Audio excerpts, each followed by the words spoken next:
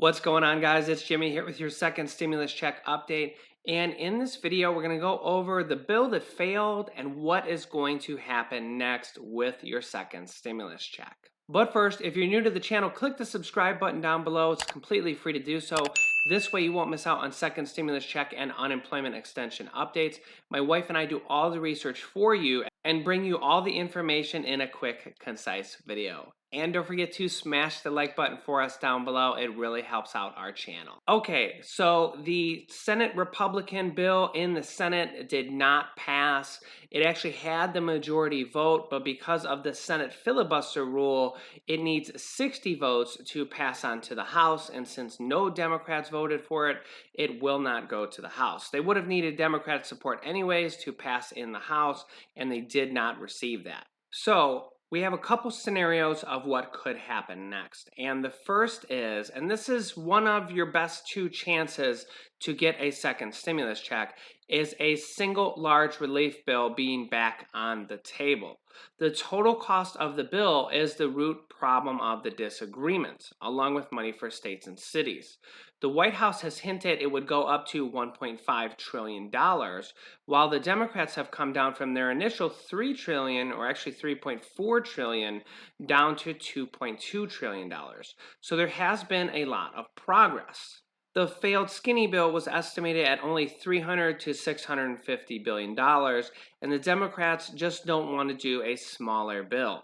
In a statement yesterday, Speaker of the House Nancy Pelosi said, "Let's not have a skinny bill when we have a massive problem." White House Chief of Staff Mark Meadows, one of the Republican negotiators on the negotiating team, I guess you would call it, said on Tuesday, "I'm more optimistic than I have been in a long time." And Senate Minority Leader Chuck Schumer, who is a Democrat, said that he believes there is a good chance a bipartisan stimulus relief bill will pass. In the lead up to November's presidential election, the leadership's virus relief bill is expected to take center stage during the campaigning at all levels, increasing the political pressure to pass the next wave of aid before the election. Another scenario that could happen is several small bills could pass instead of a large one. The Senate's bill did not pass, but it could suggest a path forward that delivers more virus relief or stimulus packages or stimulus checks in different chunks, possibly sidestepping the partisan flare-ups that have plagued the new stimulus legislation, which has dragged on for over a month. The House Democrats presented one of the first of these piecemeal deals seeking to provide money for the U.S. Post Office, even though the Democrats said they didn't want to do piecemeal deals, but did end up suggesting them or passing a package for them. But the Senate is going to just ignore that bill, so it didn't actually get passed. It got passed in the House. And Treasury Secretary Steve Mnuchin, one of the lead Republican negotiators, says, "Let's do a more targeted bill now. And if we need to do more in 30 days, we'll continue to do more." I think the most likely way that the smaller bills could pass is if they do a bill that is just stimulus checks and an unemployment extension. Both sides have said dozens of times that they want those two things. And those are, if they put a bill with just those two things in there, there's not really a lot to disagree on, unless the Democrats, and Nancy Pelosi's famous word, we showed that interview where she said she didn't want to pass smaller bills because she loses her leverage to pass these other things that she's real concerned about, which is basically the post office and $1 trillion for states and cities. But I really feel like if they had just a bill for stimulus checks and an unemployment extension and nothing else in there, I have a feeling that that would pass both House and Senate, because who would vote against that? I mean, even if Nancy Pelosi says she's against it, I don't think the rest of the Democrats would vote against that unless they literally follow her lead blindly and don't do anything on their own. And that doesn't always happen. So I think the most likely way that we would get a stimulus check through smaller bills is if they pass just a bill with stimulus checks and unemployment. You guys can let me know your thoughts down below in the comments.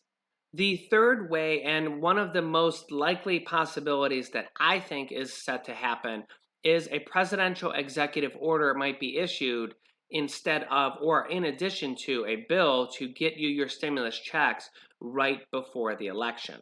After talks originally collapsed on August 7th, President Donald Trump took unilateral action by signing one executive order and three presidential memorandum on August 8th. That passed the money for the unemployment extension, the eviction relief, the student loan relief, and the payroll tax deduction, which basically gave people more money in their paychecks.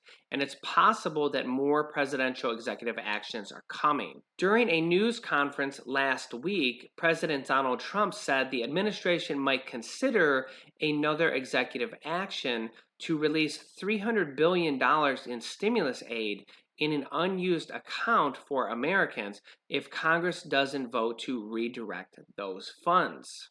I think that this is one of the most likely scenarios. The president said there's already $300 billion just sitting in a fund that is earmarked from the first stimulus package.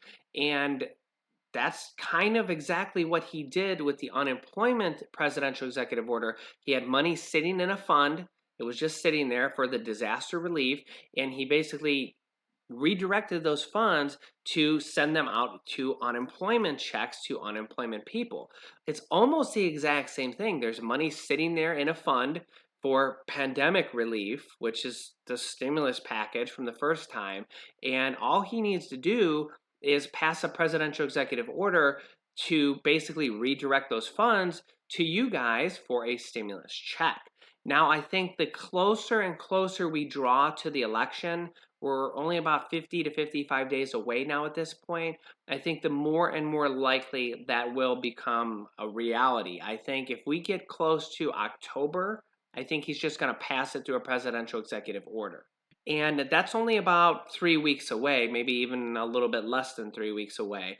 And the reason they have to pass it at the beginning of October and not the end is because Treasury Secretary Steve Mnuchin said the checks will go out faster this time, but it's still going to take about 7 days for direct deposits, and people who get their checks in the mail take even longer, 2 to 3 weeks. So he wants all those people to get their checks before the election. He doesn't want to, say they're getting their checks and they don't get their checks and they go to vote and they're still waiting on their checks, because then some people will think, oh, well, this isn't going to happen. This is just him saying it's going to happen.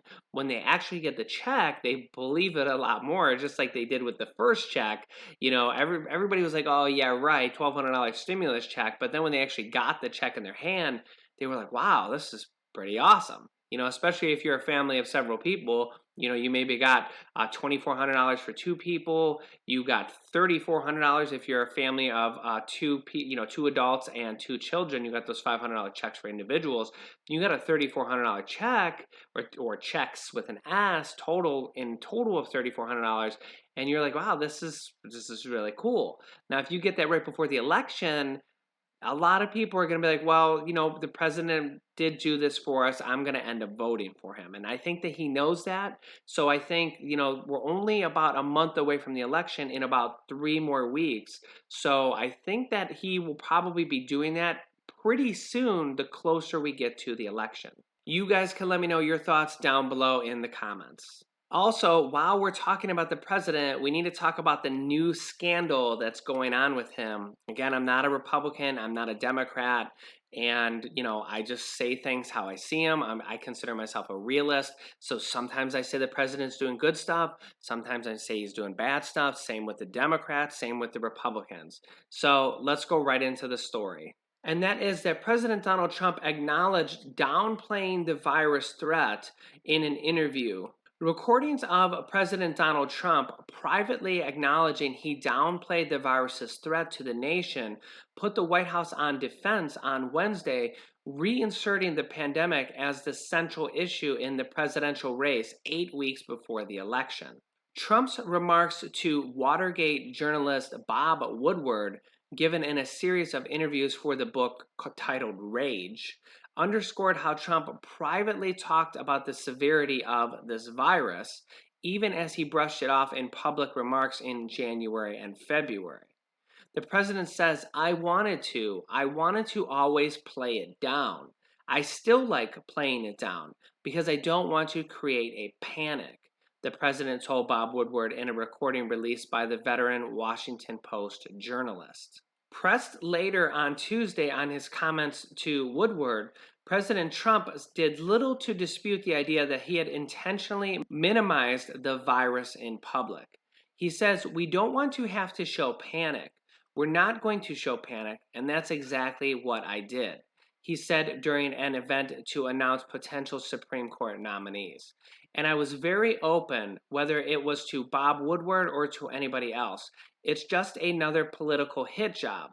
But whether it was Woodward or anybody else, you cannot show a sense of panic, or you're going to have bigger than you have had before." The remarks have been ripped by the president's critics, who say the president may have saved lives if he had been much more consistently and loudly sounding the alarm about a virus that in private he acknowledged was much worse than the common flu. Senator Mitt Romney, who is also a Republican, says, "I think we're always better leveling with the American public, and that maintains credibility rather than trying to tell them one thing when you believe another." So let me ask your thoughts. Do you think the president was misleading people by saying one thing in public, that the virus wasn't that bad, and then in private saying that he thought it was a lot worse than the common flu and that it was going to be very bad, but not saying that out in public because he didn't want to create chaos and,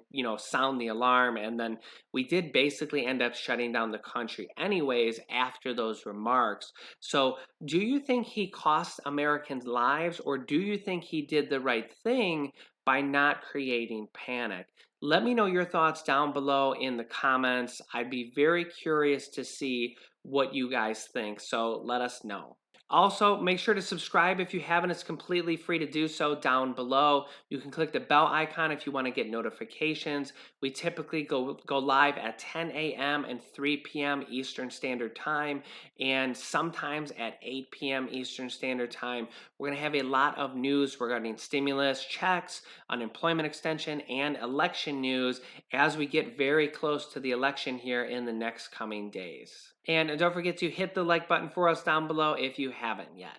You can click on these top videos to watch my newest stimulus check videos next. And this video teaches you how to start a business selling products on Amazon FBA. I have students that have replaced their entire 9-to-5 income, and I teach them how to do that. Click on one of those videos to watch them next. Thanks, and I will see you in the next video.